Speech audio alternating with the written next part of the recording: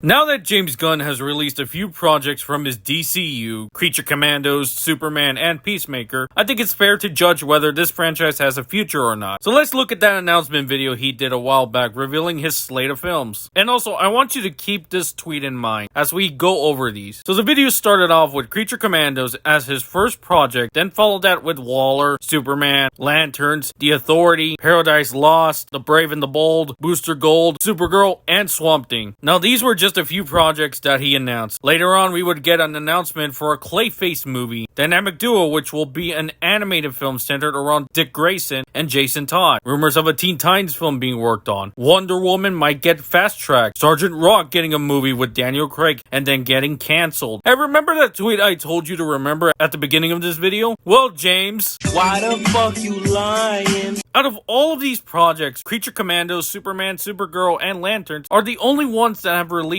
or are in production, whereas the rest are having a difficult time getting decent scripts. The Booster Gold show originally had a showrunner attached, but then left the project. The Authority are struggling to get a script on. Waller, Paradise Lost, and Swamp Thing, we haven't even heard anything from those. And second of all, who the fuck asked for a Waller show? Paradise Lost might as well be replaced by a Wonder Woman film at this point. The Brave and the Bold has Andy Muschietti as the director, but nothing has progressed with that because of one problem.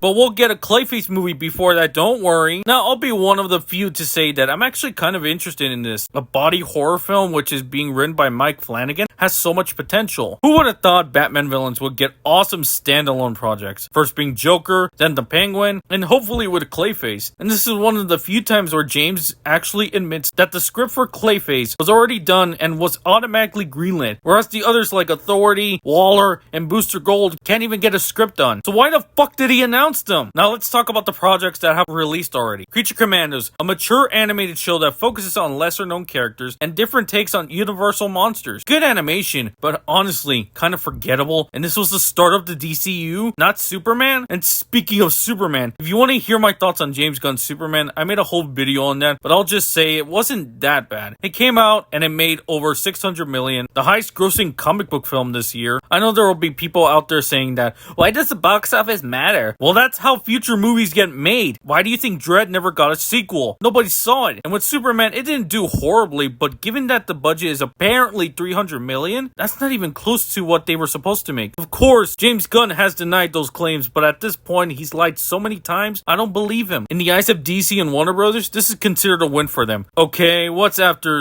Peacemaker Season 2? For those wondering, yes, the first season was set in the DCEU where Henry Cavill was Superman and Ben Affleck was Batman. But since James Gunn made that, he wanted to integrate them into his universe. That and the Sushi Squad, which is canon because Rick Flag Sr. confirmed that his son died, which then leads to a lot of continuity problems that he tried to fix in the recap of Season 2, Episode 1 by replacing the Justice League with the Justice Gang. Stuff like Bloodsport putting Superman in the ICU, is that canon? Apparently, the opening letter in Superman suggested that Ultraman kicking his ass was the first time he lost. But since Sushi Squad is canon, would that also be canon? Who the fuck knows? This is why continuity matters. And also, multiverse! They're doing the fucking multiverse! Oh god, please stop!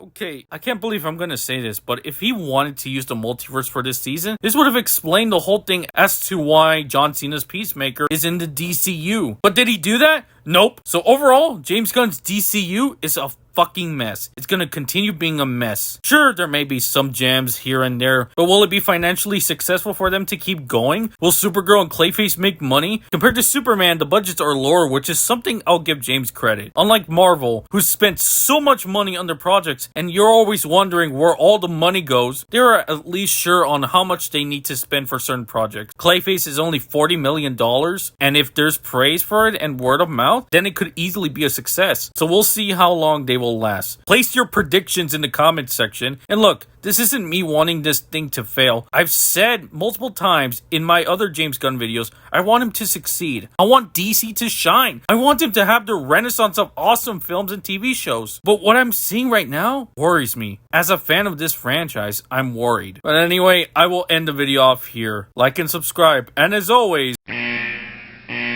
And just as I was about to end this video, this gets announced. Man of Tomorrow, the sequel to James Gunn's Superman, coming in July 9th, 2027. It looks like it's gonna be a buddy cop film with Superman and Lex teaming up to fight some big threat. Maybe it might be Brainiac. So this was the film James Gunn was talking about. The film that is a sequel to Superman, but isn't a Superman movie, only that he is an important part of it. So I'm guessing it's gonna be a Lex film with Superman as a supporting character? Either way, let's hope it's an improvement from the first movie. Have less of that dumb, stupid James Gunn humor, and you may have yourself a decent film. Okay, like and subscribe, and as always, let's hug it out.